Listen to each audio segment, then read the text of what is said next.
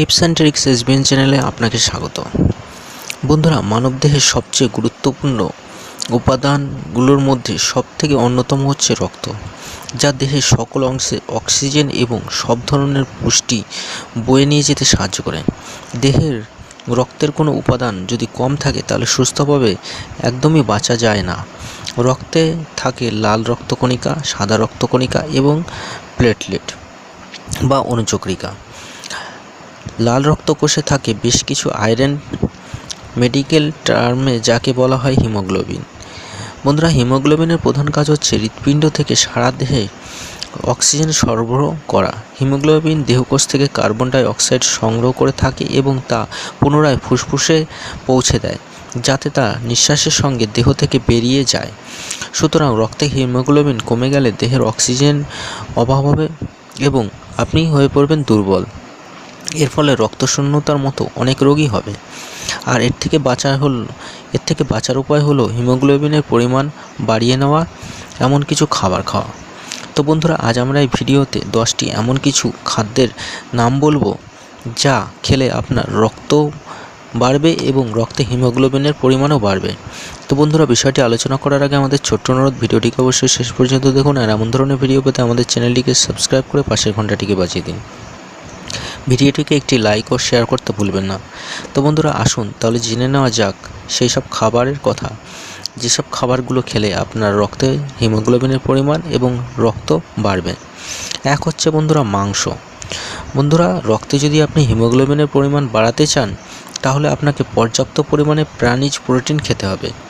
সকল ধরনের লাল মাংস খেতে হবে, কিংবা মাংসের সাথে কলিজাও আপনার খাওয়া উচিত। আয়রন হিমোগ্লোবিনের উপাদানের জন্য জরুরি একটি উপাদান। মুরগির মাংস লাল না হলেও তাতেও দেহে বিশাল পরিমাণে আয়রন সরবরাহ করতে সাহায্য করে। 2 হচ্ছে ফল। বন্ধুরা, সব ধরনের রসালো ফলে সাইট্রাস বা সাইট্রিক অ্যাসিড থাকে, যেমন আম, লেবু, কমলা লেবু ইত্যাদি একটি ভালো উৎস। আর দেহে যদি আপনার আয়রন শুষে নেয় তাহলে ভিটামিন সি এর জরুরি অবশ্যই। এর ফলে হিমোগ্লোবিন উৎপাদনের সৃষ্টি হয়। বন্ধুরা, স্ট্রবেরি, আপেল, তরমুজ, পেয়ারা এবং বেদানাতেও প্রচুর পরিমাণে আয়রন থাকে, যা আপনার রক্তে হিমোগ্লোবিনের পরিমাণ বাড়াতে সাহায্য করবে এবং আপনার শরীরে রক্তের পরিমাণ বাড়াতে সাহায্য করবে। 3 হচ্ছে সামুদ্রিক মাছ। বন্ধুরা, সামুদ্রিক খাদ্যে আয়রন এবং অন্যান্য খনিজ পুষ্টি প্রচুর পরিমাণে থাকে। সুতরাং আপনার যদি অ্যানিমিয়া বা রক্তশূন্যতা হয়ে থাকে তাহলে প্রতিদিনের খাদ্য তালিকায় অবশ্যই সামুদ্রিক কিছু জিনিস যেমন কাঁকড়া, চিংড়ি কিংবা অন্য ধরনের মাছ খেতে পারেন। তাহলে আপনার শরীরে রক্ত বা হিমোগ্লোবিনের অভাব কখনোই হবে না। 4 হচ্ছে কলাইশুঁটি।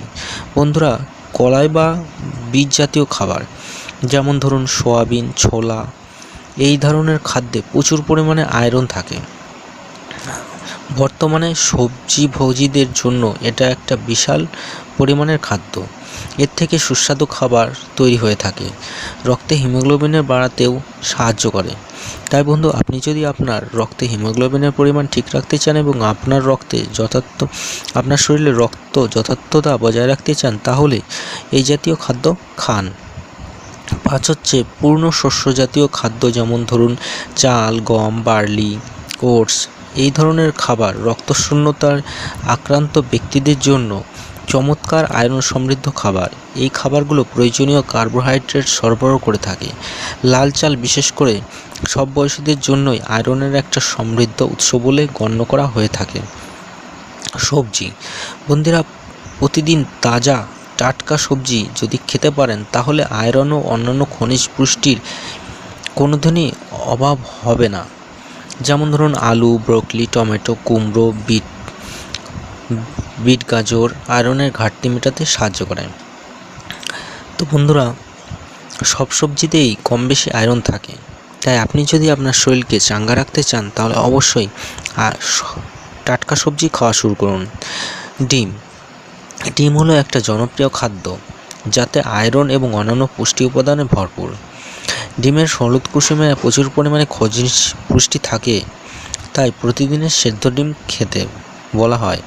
শুকনো ফল, কিশমিশ, আখরোট, খেজুর প্রচুর পরিমাণে আয়রন ও ভিটামিন এবং আঁশ পরিমাণ থাকে, যা খেলে রক্তে হিমোগ্লোবিনের পরিমাণ বাড়ায়। বাদাম, যে কোনো ধরনের বাদাম মানবদেহের জন্য খুবই উপকার করে থাকে, তাই চীনাবাদাম এবং আখরোট খেলে রক্তে হিমোগ্লোবিনের পরিমাণ বাড়বে। ডার্ক চকলেট, শিশুদের প্রিয় খাবার ডার্ক চকলেট, এতেও প্রচুর পরিমাণে আয়রন থাকে, আর এই কারণে ডাক্তাররা ডার্ক চকলেট খেতে বলে।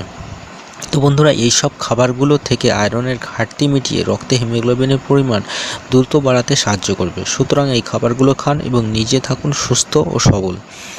ভিডিওটি শেষ পর্যন্ত দেখার জন্য অশেষ ধন্যবাদ। আপনি যদি এখনও আমাদের চ্যানেলটিকে সাবস্ক্রাইব না করে থাকেন তাহলে চ্যানেলটিকে সাবস্ক্রাইব করুন। ভিডিওটি শেষ পর্যন্ত দেখার জন্য অশেষ ধন্যবাদ।